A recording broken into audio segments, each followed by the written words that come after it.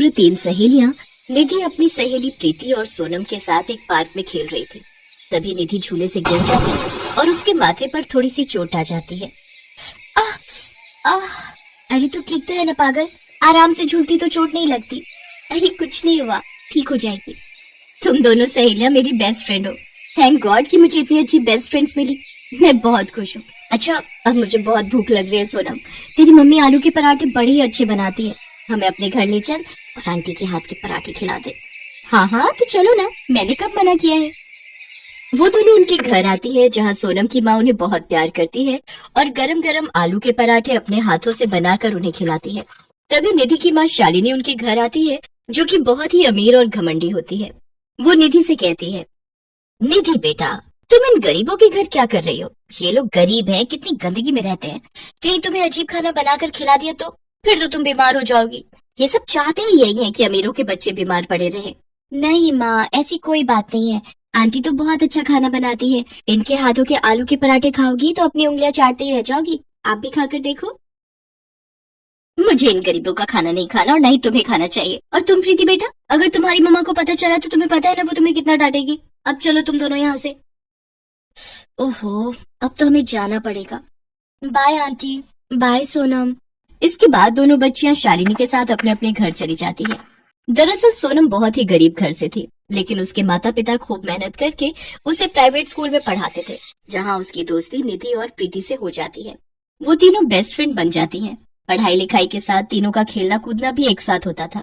ऐसे ही समय गुजर जाता है और तीनों ही लड़कियां अपनी 12वीं पूरी कर लेती हैं। सोनम, हम बहुत दिनों से तुमसे एक बात करना चाहते हैं। हाँ तो कहो ना। बात यह है सोनम कि हम दोनों के मम्मी पापा हमें फर्दर स्टडीज के लिए फॉरेन कंट्री भेजना चाहते हैं और इसी बात से हम दोनों बहुत परेशान हैं, क्योंकि हम तुझसे दूर नहीं होना चाहते। काश कि तू भी हमारे साथ आ सकती। तुम तो जानती हो ना, मेरे मम्मी पापा ने कितने मुश्किल से मुझे प्राइवेट स्कूल से 12वीं कराई है। अब आगे की पढ़ाई कराना उनके लिए मैटर नहीं करता और मेरे मम्मी पापा ने अच्छा घर देखकर मेरी शादी तय कर दी है। 3 दिन बाद मेरी शादी है। क्या तू इतनी जल्दी शादी कर रही है? अब हम तेरे बिना कैसे रहेंगे यार। हम विदेश जा रहे हैं और यहाँ तेरी शादी हो रही है। आंटी के हाथ के पराठे, हमारा साथ में घूमना, बातें करना, साथ में हंसना रोना, ये सब हमें बहुत याद आएगा। याद तो मुझे भी बहुत आएगा। मैं भी तुम दोनों को बहुत ज्यादा मिस करूंगी। अगर हो सके तो विदेश से लौट कर आओगी तो मिल जरूर लेना मुझसे। अगले दिन प्रीति और निधि फ्लाइट से अब्रॉड चली जाती हैं तो वही सोनम के हाथ अपने सजना के नाम की मेहंदी लग रही थी। शादी के अगले दिन से ही सोनम अपने ससुराल की सारी जिम्मेदारियों का बोझ अपने कंधे पर ले लेती है। सोनम की सास बड़ी ही खड़ूस थी, जो कि गरीबी के कारण कंजूसी का व्यवहार करती थी। एक दिन सोनम जब दिन का खाना बनाने रसोई में जाती है तो उसकी सास कुंती उससे आकर कहती है, ये तू क्या कर रही है? अब फिर से खाना क्यों बना रही है? रात की सब्जी खत्म हो गई है क्या? माँ जी, 2 कटोरी सब्जी रखी हुई है लेकिन वो बासी है। आप रात की सब्जी खाओगे क्या? इसीलिए खाना बनाने जा रही थी। कोई जरूरत नहीं है दोबारा खाना बनाने की। इस 1 कटोरी से मैं और तू थोड़ी थोड़ी खा लेंगे और 1 कटोरी तू मेरे बेटे सुधीर के लिए रख दे। माँ जी, लेकिन आज उनकी छुट्टी है और वो कुछ अच्छा खाना चाहते हैं। अच्छा, मेरे उस नालायक बेटे ने अभी महीने की तनख्वाह लाकर मुझे नहीं दी जो मैं उसे ये सब पकवान खिलाऊं। अब मैंने जो कहा है उतना ही कर। जी माँ जी। अपनी सास के इस तरह के व्यवहार को देखकर सोनम अपने मन में सोचती है, उफ, ये सासू माँ तो कितनी कंजूस है, रात की सब्जी खाने को कह रही है। अब किन ख्यालों में खोई है? जा रात की सब्जी गरम कर दे और 4 रोटी लगा ले उसके साथ। कुंती इसी तरह सोनम बहू से बहुत ही कंजूसी और हिसाब से खाना बनवाती, लेकिन कुंती को कुछ भी कहने की हिम्मत न तो सोनम में थी और न ही उसके पति सुधीर में। अगर कभी सोनम से कुछ गलती हो भी जाती तो कुंती उसे दुनिया भर की बातें सुना देती। दिन पर दिन गरीबी के कारण कुंती में बहुत ही कंजूसी आ गई और ऐसे एक दिन घर का सारा राशन खत्म हो जाता है और खाने के लिए ना तो अन्न का एक दाना होता है और ना ही पैसे। फिर कुंती सोनम से कहती है, अरे मोरी मैया, खाली पेट तो मेरे पेट में बड़ा ही दर्द हो रहा है। अरे सोनम बहू, एक काम कर, लाला की दुकान से जाकर कुछ राशन उधार ले आ, नहीं तो भूख के मारे मेरे प्राण निकल जाएंगे। मेरे बेटे का काम भी सही से नहीं चल रहा, जो अब ये दिन देखना पड़ गया। अब जल्दी जा, मेरा मुंह क्या देख रही है? जी माँ जी, मैं अभी जाती हूँ। सोनम लाला की दुकान पर जा ही रही होती है कि तभी उसकी टक्कर गाउन पहनी 2 लड़कियों से होती है। उसके हाथ में पकड़े हुए दाल चावल जमीन पर गिर जाते हैं। साथ ही उन लड़कियों के तोहफे भी उन पर गिर जाते हैं। एक तो वैसे ही सामान इतनी मुश्किल से मिला है और अब उसे भी गिरा दिया। अरे सोनम, तूने अपना क्या हाल बना लिया है? और क्या तेरे घर में खाने के लिए कुछ भी नहीं है जो तू इतना इतना सा राशन लेकर जा रही है? अब हाँ, दरअसल वो उनका काम आजकल ठीक से नहीं चल रहा है ना, इसीलिए थोड़े पैसों की तंगी हो गई है। लेकिन तुम दोनों इस गांव में कैसे? हम दोनों तुमसे ही मिलने आई है यहाँ। मैं बहुत खुश हूँ कि तुम दोनों मुझसे मिलने आई। चलो आओ, मेरे ससुराल आओ मेरे साथ। उसके ससुराल की हालत देखकर निधि और प्रीति सोच में पड़ जाती है। अरे ये तो सोनम के घर से भी ज्यादा गरीब है, पता नहीं वो बेचारी कैसे गुजारा कर रही होगी। देखिए माँ जी, कौन आए हैं? ये दोनों मेरी बचपन की सहेलियां हैं। अच्छा, ये तो दिखने में बड़े ही अमीर घर की लगती हैं। जी माँ जी। अच्छा तुम दोनों बैठो, मैं चाय लेकर आती हूँ। सोनम उनके लिए चाय बनाती है तो कुंती रसोई में आकर सोनम से कहती है, अरे ये क्या, बड़ी मुश्किल से तो राशन उधार लाए हैं, इस चाय में तू और पानी मिला। वैसे भी तेरी सहेलियां अच्छा खाना ही खाती होंगी, अगर एक दिन थोड़ा मिलावट वाला खा लेंगी तो फिर क्या फर्क पड़ जाएगा। जी माँ जी। और ये बिस्कुट भी कम कर, सिर्फ 4 ही ले जा, 2 खा लेंगी दोनों। माँ जी अब आज तो ये कंजूसी छोड़ दीजिए। तभी निधि चुपके से ये सब देख लेती है लेकिन कुछ कहती नहीं। कुछ देर बाद सोनम उनको चाय देती है जिसे पीकर वो कहती है, अरे वाह, तूने तो बड़ी अच्छी चाय बनाई है। अच्छा वैसे कैसे कट रहे तेरे दिन? बहुत अच्छे। अच्छा ससुराल है मेरा, पति और माँ जी मुझे बड़ा प्यार करते हैं। बस कर सोनम, कितना झूठ बोलेगी। अभी अंदर तेरे साथ तेरी सास ने जो हरकत की है वो मैंने अपनी आंखों से देखी है। तेरी सास तुझे कितना प्यार करती है हमें पता चल गया। तूने इस छोटे से घर को भी कितने अच्छे से संभाल रखा है। जो भी है जैसे भी है, अब यही मेरा घर है। अच्छा देखो, मैंने तुम्हारे लिए अपने हाथों से आलू के पराठे बनाए हैं। हाँ, माँ जैसा तो नहीं बना पाई लेकिन फिर भी कोशिश की है। वो दोनों पराठे खाकर खुश हो जाती हैं। तभी वहाँ कुंती आ जाती है। अरे मोरी मैया, ये आलू के पराठे कब बनाए? आलू कहीं खत्म तो नहीं कर दिए? जरूर ज्यादा ज्यादा आलू भरे होंगे तूने। माँ जी पड़ोसन से आलू उधार लेकर आई हो। उस उधार को तेरा बाप चुकाएगा क्या कर? अब बस भी कीजिए माँ जी, इतना कंजूस बना भी अच्छा नहीं होता। मैं मानती हूँ कि गरीबी है लेकिन कम से कम सोनम के साथ ऐसा बर्ताव तो मत कीजिए। और मैं इसे बहुत अच्छे से जानती हूँ, इसने कभी आपको परेशान नहीं किया होगा। खुद को बदलिए, नहीं तो कंजूसी के चक्र में लोग अपनी जान तक दे देते हैं। माफ कर दो बच्चों, आज के बाद मैं ऐसा कभी नहीं करूंगी। पति की मौत के बाद गरीबी के जंजाल में ऐसी फंसी कि कंजूसी को ही आदत बना लिया, लेकिन अब मैं ऐसा कभी नहीं करूंगी। अच्छा अब हम चलते हैं माँ जी। नहीं, रुको बेटी, पहली बार हमारे घर आई हो, अपना शगुन तो लेती जाओ। कुंती बक्से में से 2 साड़ियां निकाल कर उन दोनों को देती है। वही निधि और प्रीति 50,000 की रकम सोनम को मदद के तौर पर देती हैं, जिससे उसका पति अपना काम खोलता है, जिससे उसे अच्छे खासे पैसे आने लगते हैं और घर की हालत अब काफी अच्छी हो जाती है।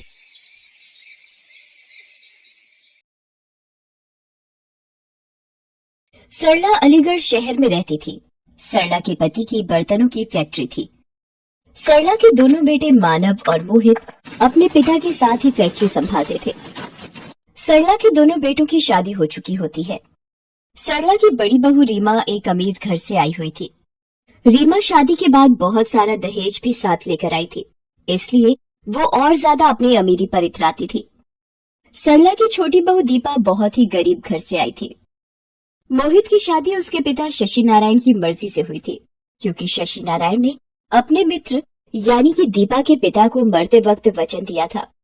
दीपा बहुत ही संस्कारी बहू थी, पर वो अपनी सास सरला की जितनी मर्जी सेवा कर ले, सरला फिर भी रीमा के ही गुण गाती रहती थी। दीपा को सरला हर वक्त ताने देती थी। शशि नारायण सरला के स्वभाव को जानता था। सरला का अमीर और गरीब बहू में फर्क करना लगातार बढ़ रहा था। इसी वजह से रीमा भी दीपा को हर किसी के सामने बेइज्जत करती रहती थी। सरला का जन्मदिन आने वाला था। सरला के जन्मदिन पर रीमा और दीपा दोनों के परिवार वाले आते हैं। रीमा के माता पिता और भाई सरला के लिए ढेर सारे महंगे उपहार लाते हैं। रीमा का भाई सरला को उपहार में महंगा फोन देता है, जिसे देखकर सरला खुशी से फूली नहीं समाती। तभी दीपा की माँ और भाई सरला को बेडशीट, साड़ी और फल व मिठाई उपहार में देते हैं, जिसे लेकर सरला मुंह सिकोड़ने लगती है और एक तरफ रख देती है। दीपा शर्मिंदगी महसूस करती है, तभी शशि नारायण वहाँ आता है। अरे दीपा बहू, अपनी माताजी और भाई को कुछ खिलाओ पिलाओ। दूर से सफर करके आए हैं। सरला के व्यवहार को सभी जानते थे कि वो रीमा के मायके वालों को ज्यादा पूछती थी। एक दिन अचानक शशि नारायण की तबीयत बिगड़ जाती है और हार्ट अटैक से शशि नारायण का देहांत हो जाता है। अब रीमा हर वक्त सरला को दीपा के लिए भड़काने लगी। वो अपने पति मानव से बोली, मानव, पिताजी मरते वक्त ये घर माँ जी के नाम कर गए हैं और फैक्ट्री का आधा आधा हिस्सा आपके और मोहित के नाम। आप मोहित को फैक्ट्री का आधा हिस्सा देकर रफा दफा करो। बाकी घर कैसे अपने कब्जे में लेना है वो मैं अच्छी तरह जानती हूँ। आखिर तुम ऐसा क्या करने वाली हो, कुछ पता तो चले। बस तुम देखते जाओ मेरा खेल। माँ जी, आपको तो पता ही है इस दीपा के मायके वाले कितने भिखारी हैं। कहीं ऐसा ना हो बाबूजी के द्वारा दिया गया फैक्ट्री का हिस्सा अपने मायके वालों पर उड़ा दे। मोहित तो वैसे भी सीधा है, इसकी मीठी मीठी बातों में आकर फैक्ट्री दीपा के मायके वालों के नाम ना कर दे। और माँ जी, आपने तो हमारे साथ ही रहना है। आप तो जानती हो मेरे मायके वाले कितने अमीर हैं। मेरे लिए ये फैक्ट्री और घर कुछ भी नहीं, पर आपकी जान की सुरक्षा के लिए आप एक काम करो, ये घर मेरे नाम कर दो। रीमा धोखे से घर अपने नाम करवा देती है। सरला घर के कागजात पर साइन कर देती है। रीमा के कहने पर मानव मोहित से कहता है, मोहित देख, अब पिताजी भी नहीं रहे तो आगे हम दोनों का भी परिवार बनेगा। फैक्ट्री बेचकर दोनों आधा आधा हिस्सा बाबूजी की जायदाद के हिसाब से रख लेते हैं। तुम अपने लिए कोई घर ढूंढ लो, इस वक्त अलग होना ही सही रहेगा। पर भैया, ये घर तो माँ के नाम है ना? नहीं मोहित, मैंने ये घर रीमा बहू के नाम कर दिया है और मैं इन्हीं के साथ रहूंगी। ठीक है माँ, जैसी आपकी मर्जी। मैं कल ही दीपा को लेकर अलग रहने चला जाऊंगा। मोहित और दीपा दुखी मन से अलग घर में रहने चले जाते हैं। उन दोनों के जाते ही रीमा अपने रंग दिखाने लगती है। एक दिन वो सरला से कहती है, माँ जी, मैं और मानव आज मूवी देखने जा रहे हैं, तो आप खाना बना लेना, हमें आने में थोड़ी देर हो जाएगी। सरला उनके जाने के बाद रसोई में खाना बनाने जाती है। इतने वक्त बाद खाना बनाते हुए उसे दीपा बहू की याद आ जाती है कि दीपा सरला को गर्म गर्म रोटियां सेक कर खिलाती थी। सरला रोने लगती है क्योंकि आज वो अपने आप को अकेला महसूस कर रही थी। अब तो रीमा घर के काम भी सरला से ही करवाने लगी। एक दिन, माँ जी, मैंने आपसे बोला था कि झाड़ू पोछा सुबह जल्दी उठकर कर लिया करो। आप इतनी देर तक सोती रहती हैं, तो घर के काम निपटाने में तो पूरा दिन लगा दोगी। बहू, वो कल रात में बीपी थोड़ा बढ़ गया था तो दवाई लेकर सोई थी। तो क्या हुआ, बीपी तो बढ़ा था, कहीं जान तो नहीं गई जो इतना नाटक दिखा रही हो? काम से बचने के लिए इस घर में रहना है तो टाइम पर काम करना होगा। रीमा बहू, तुम तो ऐसी नहीं थी, और ये घर मेरा है, मैं यहाँ से नहीं जाऊंगी। माँ जी, ये घर अब आपका नहीं मेरा है, आपने मेरे नाम कर दिया था। अब चुपचाप रहना है तो रहो इस घर में, वरना बाहर का रास्ता खुला है। सरला रोती हुई अपने पति को याद करती है। अपनी बहू दीपा पर किए अत्याचारों के लिए वो बहुत पश्चाताप करती है। उसे याद आता है वो किस तरह दीपा को ताने देती थी। वही ताने आज रीमा के मुंह से वो खुद सुन रही है। धीरे धीरे रीमा अब अपने मायके वालों को भी रोजाना अपने घर बुलाने लगी। मानव और रीमा दोनों बस रीमा के परिवार वालों के साथ सारा दिन पार्टियों और बाजारों में घूमने लगे। कभी पिकनिक पर शहर से बाहर चले जाते। सरला बिल्कुल अकेली रह जाती। एक दिन रीमा का भाई घर आता है। मानव से कहता है, अरे जीजू, ये छोटी मोटी दुकान खोलने में कुछ नहीं कमा पाओगे, कोई नया हाथ मारो। मेरी मानो तो शेयर मार्केट में पैसा लगाओ, बहुत कमाई है। और उसके लिए आपको ये घर गिरवी रखना पड़ेगा। कुछ टाइम किराए के घर में गुजारा कर लेना, फिर कुछ समय बाद जब पैसे आ जाएंगे तो इसे बेचकर एक बड़ी कोठी खरीद लेना। क्यों दीदी, मैं सही बोल रहा हूँ ना? अरे मेरा भाई कभी गलत बोल ही नहीं सकता। सुनो जी, तरुण भैया का ये आइडिया मुझे तो बहुत पसंद आ रहा है। हम ये घर गिरवी रखकर शेयर खरीद लेते हैं। तुम लोग मेरे होते हुए ये घर गिरवी नहीं रख सकते। ये घर तुम्हारे पिताजी की आखिरी निशानी है। उनकी यादें आज भी इस घर में जिंदा हैं। माँ, रीमा और तरुण अगर बोल रहे हैं तो घर बेचने में नुकसान कैसा? हम पैसे कमाकर एक बड़ी नई कोठी ले लेंगे। वैसे भी ये घर अब पुराना हो चुका है। माँ जी, आपको अगर यहाँ नहीं रहना तो आप यहाँ से जा सकती हैं। सरला परेशान होकर घर से निकल जाती है। उसे कुछ समझ नहीं आ रहा होता कि क्या करे। वो रास्ते में ठोकर खाकर गिरने लगती है, तभी कोई उसका हाथ पकड़ लेता है। सरला मुंह उठाकर देखती। मोहित, मेरा बच्चा, तू कहाँ था मेरे बेटे? मुझे अपने साथ ले चल। रो मत माँ, चलो घर चलो, घर चलकर सारी बात करते हैं। सरला मोहित के साथ घर पहुंचती है। दीपा उसे देखकर खुशी से फूली नहीं समाती। वो सरला के पैर छूती है और गले लग जाती है। माँ जी, आप इतने दिनों बाद, आज आपको कितने दिनों बाद देख रही हूँ। आपको देखने के लिए तो मेरी आंखें तरस गई। माँ जी आओ बैठो, मैं आपके लिए गरम गरम चाय बना कर लाती हूँ। मोहित जाओ ना, बाजार से गरम गरम समोसे ले आओ। माँ जी को चाय के साथ समोसे बहुत अच्छे लगते हैं। माँ जी, मैं थोड़ा सा पोहा भी बना लेती हूँ। आपको पोहा बहुत पसंद है ना? बस कर बहू, इतना प्यार मत दे, मैं इस प्यार के काबिल नहीं हूँ। मोहित के बार बार जिद करने पर सरला सारी बात बताती है। मोहित और दीपा भी माँ की सारी बात सुनकर बहुत दुखी होते हैं। मोहित सरला से कहता है, माँ, अब आपको वहाँ जाने की कोई जरूरत नहीं है। अब आप हमारे पास ही रहोगी। हाँ माँ जी, ये ठीक कह रहे हैं, अब से आप हमारे पास ही रहो। मोहित मानव को फोन करके बता देता है कि माँ अब उनके साथ ही रहेंगी। मानव रीमा कुछ नहीं बोलते। रीमा को ये लगता है कि चलो अच्छा है, भला टली। दीपा सरला की बहुत सेवा करती है, उसका बहुत ध्यान रखती है। ये देखकर सरला की आंखों में खुशी के आंसू आ जाते हैं। उधर मानव को रीमा का भाई बताता है कि मानव ने घर को गिरवी रखकर जो शेयर खरीदे थे वो सारे शेयर डूब चुके हैं। ये सुनकर मानव सिर पकड़कर बैठ जाता है। रीमा भी ये सुनकर सदमे में आ जाती है। शेयर खरीदने के चक्कर में मानव ने अपना घर और दुकान भी गिरवी रख दिए थे। मानव का सब कुछ तबाह हो गया था। मानव की ये हालत देखकर रीमा के भाई और मायके वालों ने भी अपना पल्ला झाड़ लिया था। वो भी अब रीमा से बात करने से कतराते थे। रीमा जिस मायके की अमीरी का घमंड करती थी, आज वो चूर चूर हो चुका था। बुरे वक्त में उसके मायके वालों ने भी साथ नहीं दिया। ये देखकर वो बहुत दुखी होती है। रीमा और मानव के घर खाली करने की बात जब मोहित को पता चलती है तो वो मानव से बात करता है। मोहित अपनी माँ से वादा करता है कि वो पिताजी की निशानी को किसी और हाथ में नहीं जाने देगा। मोहित पैसे देकर अपने गिरवी घर को छुड़ा लेता है। रीमा और मानव बहुत शर्मिंदा होते हैं। तभी दीपा और सरला भी वहाँ आ जाते हैं। माँ जी, मुझे माफ कर दीजिए, आज अपने और पराये में भेद पता चल गया। मैं मायके की जिस अमीरी का घमंड करती थी, वो घमंड आज चूर चूर हो चुका है। सरला अपने बहू बेटों के साथ पति की तस्वीर के आगे हाथ जोड़ती है।